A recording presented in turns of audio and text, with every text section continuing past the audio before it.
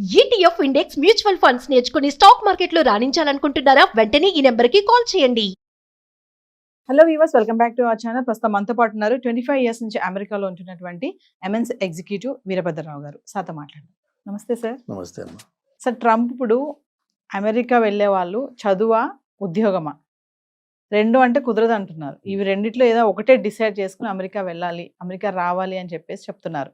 అంటే ఇప్పుడు దీన్ని చూసుకుంటే మీరు అంటే చదువా ఉద్యోగమా అంటే ఏం చెప్తారు? మీరు అక్కడ ఉంటున్నారు కాబట్టి మీకు అక్కడ ఉన్నటువంటి పరిస్థితులు అన్నీ అర్థమవుతున్నాయి కాబట్టి ఇప్పుడు వెళ్ళాలనుకునే వాళ్ళకి చదువుకోవడానికే వెళ్ళాలా లేకపోతే వద్దు జాబ్ చేయడానికి వెళ్ళాలా అంటే రెండు కూడా అక్కడ చేయొచ్చా? చేస్తే వచ్చినటువంటి ప్రాబ్లమ్స్ ఏంటి? చదువా ఉద్యోగమా అనే చాయిస్ ఎప్పుడు లేదమ్మా. చదువుతున్నప్పుడు ఓన్లీ చదువుతూనే ఉండాలి.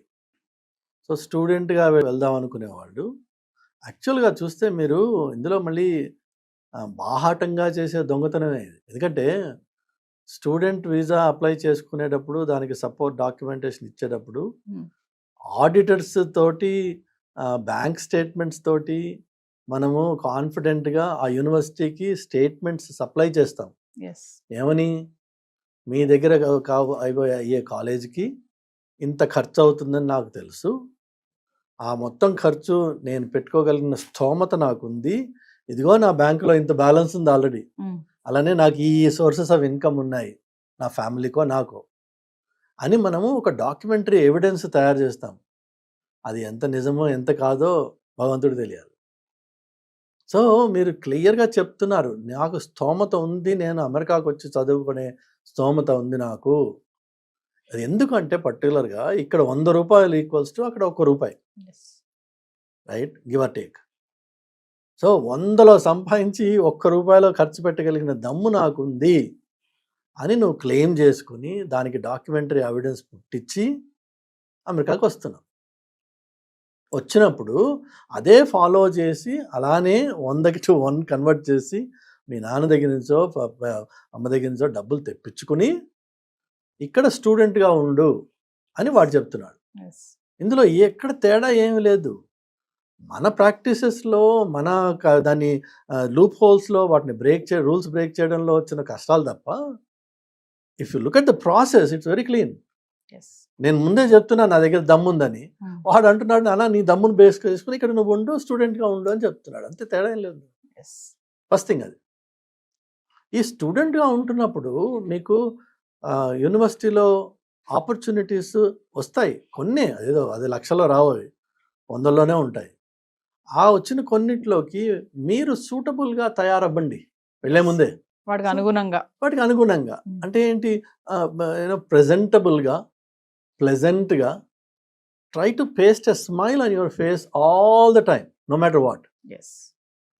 అండ్ ఆల్సో అక్కడికి వచ్చేటప్పుడు come there with your eyes wide open.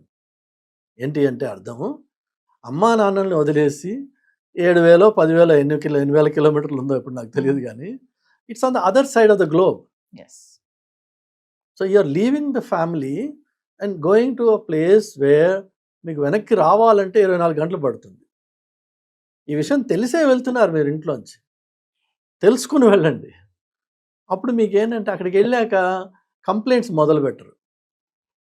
ఒంటరితనం అనే ఫీలింగ్ వస్తే దాన్ని ఎట్లా హ్యాండిల్ చేయాలనే మెకానిజం గురించి ముందే ఆలోచించండి. అందుకని అక్కడికి వెళ్ళాక అమ్మ అని నాన్న అని ఏడిస్తే జరిగేది ఏం లేదు తేడా. చివరికి ఏంటంటే ఆ డబ్బులు వదిలేసుకుని ఇంటికి వచ్చేయాలి, మనం రెడీ కాదు మనం దానికి. సో ఈ విషయం కూడా అర్థం చేసుకోవాలి పిల్లలు. దెన్ నీకు ఒకవేళ ముందే ప్రిపేర్ అయ్యి నువ్వు ఆ basic decorum and etiquette and communication maintain చేసుకోగలిగితే, నేర్చుకుని ఇక్కడ దానికి ఎన్నో వీడియోస్ ఉన్నాయి ఆన్లైన్లో, మీరు చూడొచ్చు. ఒక అవరగా తిరిగే ఒక పిల్లాడికి ఒక ప్రొఫెషనల్గా ఉండే ఒక కుర్రాడికి మధ్యలో తేడా ఏంటి? Why do I want to be? ఎవరన్నా నన్ను చూస్తే నన్ను ఇటేస్తారా అట్టేస్తారా? దానికి ఎవరో బయటవాడు వచ్చి మనకి ఇవాల్యుయేట్ చేసి చెప్పక్కర్లా.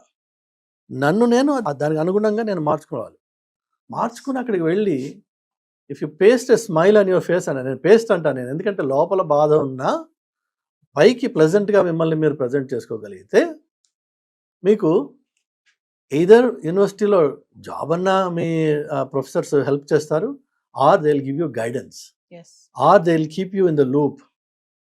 as soon as an opportunity opens, they'll call you, provided you are in their good books. Yes.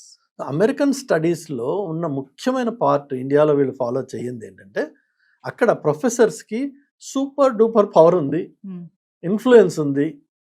వాళ్ళని నువ్వు సర్ అని చెప్పి రెస్పెక్ట్ ఇవ్వక్కర్లేదు, వాళ్ళు రాగానే లేచి నిలబడక్కర్లేదు, కానీ వాళ్ళతో రెస్పెక్టబుల్గా మాట్లాడాలి ఎస్. అండ్ ఇంటలెక్చువల్గా ఛాలెంజ్ చేసుకోవాలి. Try to learn from them and if you know better challenge them. They are open to those challenges. ఇండియాలో ఏంటంటే ప్రొఫెసర్కి మీరు రెస్పెక్ట్ ఇవ్వరు, వాడిని చూడము. అక్కడ అది అవసరం.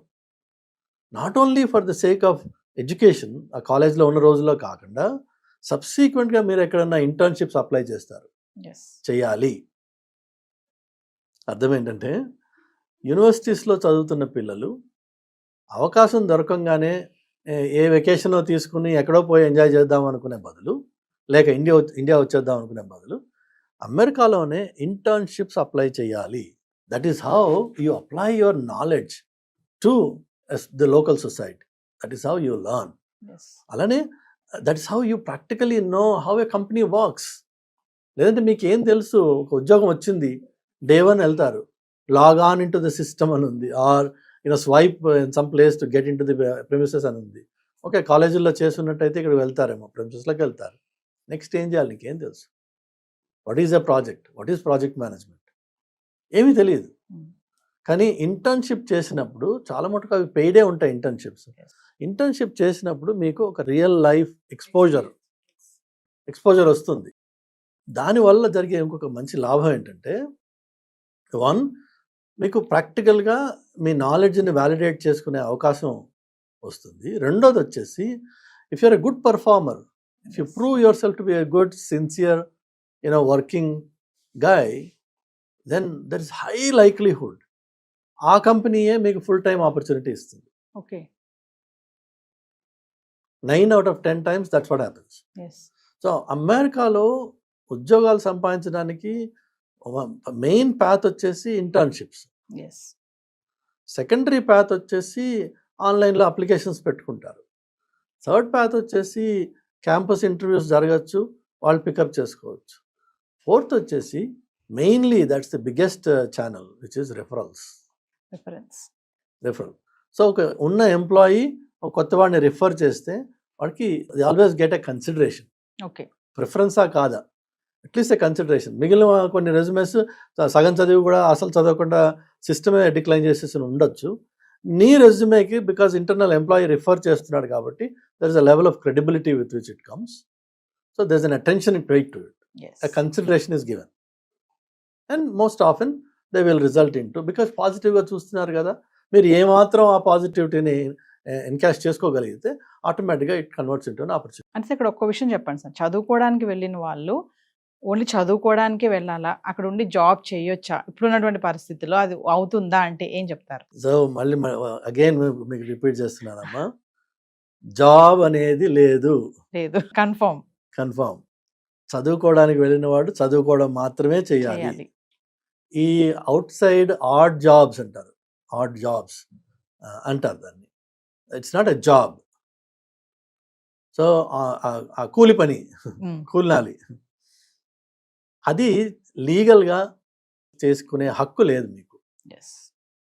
బికాజ్ లైక్ ఐ సెడ్, మీరు అప్ఫ్రంట్ చెప్పారు గవర్నమెంట్కి, నా దగ్గర దమ్ముంది, నేను డబ్బులు కట్టగలను ఈ కోర్స్కి అని చెప్పి నువ్వు వచ్చావు కంట్రీలోకి. ఈ రోజున నేను జాబ్ చేసే చదవగలను, నా వల్ల కాదు ఇదని ఎలా చెప్తావు? అంటే ఆ రోజున పెట్టిన కాగితం తప్పనమాట. So there is a high likelihood that they will get you on fraudulent documents. ఒకవేళ they want to go to that level, they can say that your very application initially was fraud. అన్ఫార్చునేట్గా వాళ్ళు చెయ్యరు. మంచి ఫ్రాడ్స్నే పట్టుకుని వాళ్ళు వదిలేశారు. They just deported from the country. So job అనేది స్టూడెంట్కి you just forget about it. ఆ ఛాన్సే లేదు, మీకు ఎలిజిబిలిటీ లేదు. మీకు ఏమైనా ఇస్తే హార్డ్ వర్క్ ఏదో ఇస్తున్నారు కొంతమంది, ఆ హార్డ్ వర్క్కి మీకు క్యాష్ ఇస్తున్నారు, అది ఇల్లీగల్. అది